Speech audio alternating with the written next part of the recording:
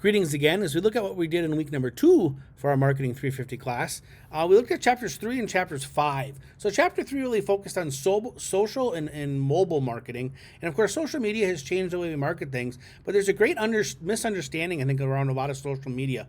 I recently saw a survey within the last year of business executives, and one of the things they said that keeps them up at night is their implementation of technology. And they said, yeah, we have a company website and we're on different blogs and we're on different social media sites, Facebook, Twitter, those types of things. But I don't know that we're using them in the right way. And I don't know that we're sending the messages out which are most effective or most appropriate for our company. So there's some concern about that they're leveraging that correctly. One of the things we have to remember about a social media campaign, one of the most important aspects of the social media campaign is the call to action.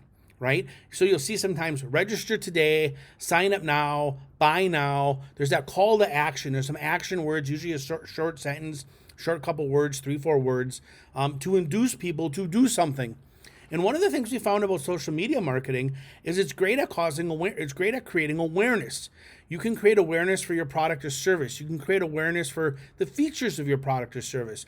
If you're a nonprofit, you can create awareness around the programming that you may perhaps your community organization offers to the community. If you're doing marketing for a certain cause or a call to action to participate, to volunteer, it's great at creating awareness, but it far too often fails at actually engaging people to take action. So the one thing you have to be careful with your social media marketing is you can get 70,000 likes and 100,000 shares and all sorts of comments and retweets, but are you actually driving people to do things? Or are they simply looking at it saying, hey, that's nice, I like it, but are you driving them to take action? So kind of that conversion from I like it, I'm open to it, to now I'm actually going to take some action, whether it's joining a cause, thinking an idea is great and actually getting behind it and supporting it, or, in the business world, making that purchase of our product and service is what we want people to do. So it's very important that we do that. And how do we do that? Well, our textbook talks about the 4E framework, and it's a good framework. In our case study, talked about Red Bull. Red Bull is a great example of a company, right? The YouTube videos and all the different things they do, and they make sure, and they know that the people who use Red Bull tend to be engaged in these different social media sites. So that 4E framework, right? We have to excite people. We have to get them excited. Hey, what's that buzz? I heard about this. I want to learn more. I want to understand more. You need to educate. So what's my product or service about, right? You need to experience. So there's opportunities to experience different things. That's why a lot of these companies nowadays are starting to have like YouTube sites or YouTube videos where you can see people like you using their product or service. That's a pretty strong statement, right? Hey, that person's just like me. I know that person. They have the same career choice. They have the same educational background. They look like me. They sound like me. They're from my age group. They live down the street from me, right? Or they live in a community like me, and they're using this product or service. Perhaps I should be too. So that's the benefit of some of that experience type videos and showing similar customers using your product or service. And then engage. We need people to get engaged. We need them to take action, that call to action, which I talked about. In chapter 5, we'll really look at the environment, right? And chapter 5 breaks things down and we talk about the immediate environment. So the really immediate things that are probably most important, most playing in our day-to-day, right? So our own company, our own organization, right? And even if it's a nonprofit, it's still an organization. The competition, so who are our competitors out there? What are the things doing? We need to do competitive analysis and we need to know what they're doing. And I'll talk about that in a minute. And then, our own corporate partners. Who are we partnering with, right? What are they doing?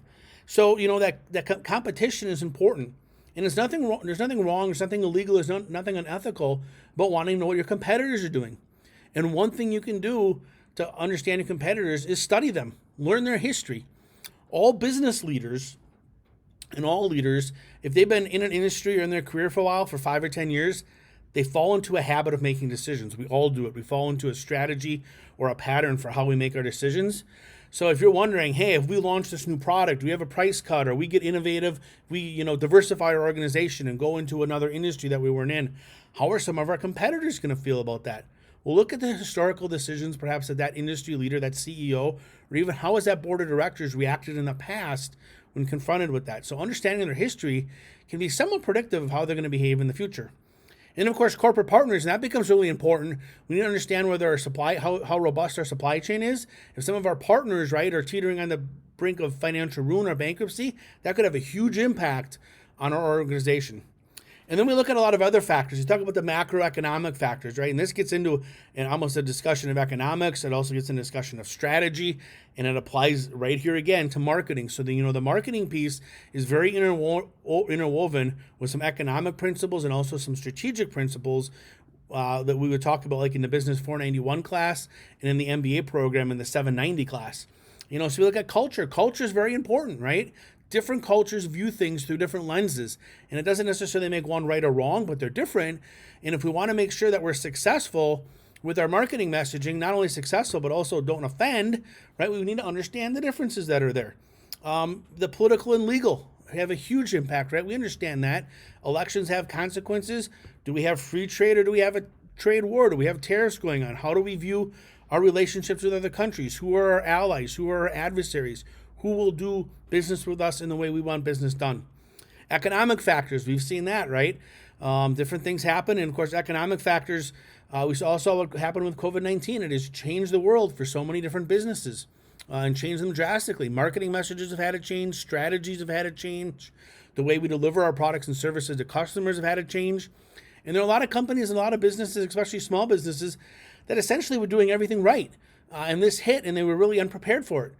So next time, will we be better prepared? Will there be some more thought about contingency planning going forward in the future? Demographics, we talk a lot about demographic changes, right? And it's the easiest to understand. When we break up, our country, or we break up the world market, the world global market, and demographics is easy way to understand it, right? Culture, ethnicity, race, gender, age, all those types of things, income, educational level, they all tie into those demographics. One of the big ones is generational differences, right? If people live longer, we have more people who are in the workplace, which impacts the strategy of our workplaces and our organizations. We have more demographic groups or more age groups who are buying things and have purchasing power. So that's going to change our marketing message, right? We may have a product, right? Think of something like an iPhone or a smartphone that may appeal to somebody who's 70 years old. They may want one, they may need one, right? They may use one all the time, right? For business or personal use. But the message to that 70-year-old is going to be much different, right? Same product, and that message to someone who's 18, right? Same product, going to need different messages, right? That appeal to both groups and that they see value. Social trends, societal trends, right? We see a huge, is people eating healthier, working out more? Are they eating more organic? Are they eating less of one type of food? There's health trends, all sorts of societal trends that come about. And of course, we all know technology. I mean, this is the way we're taking this class, and the way technology has impacted our lives. There's a lot of good things, right? Think of how the smartphone has upended so much of what we do, and the internet and the ability to connect with people faster and quicker than ever before. There's a huge upside to that. At times, there's a downside to that, right? So we have to understand that and understand how technology and the continued evolution of technology could impact our strategy, could impact, how we're delivering that value, right? The value through the 4 Ps can quickly be impacted by technology. It's always good, whether they're talking about marketing or a strategy class, that environmental awareness. What are we doing to scan our external business environment? Businesses that do it well, right? They stay ahead of things. We always ask, how does it always seem that their marketing messages, their products or services are so relevant and we want more? It's because they're constantly scanning that external environment, asking the question, what if? What if the best scenario happened? What if the worst scenario happened? And the companies that kind of fall by the wayside, the ones that have struggled, the Radio Shacks, the Shopkos, the JCPenney's, the Sears, the Kmart's, they look at the external environment and they don't ask the tough questions, right? They look at the external environment, some of those companies that have failed over the last 5 years, they look at the external environment and they see the future the way it was in 1958 instead of 2021, right? So it's important to honestly, openly look at your external environment and continue to challenge your own strategies and especially your own marketing messages and how you're delivering value according to the 4 Ps.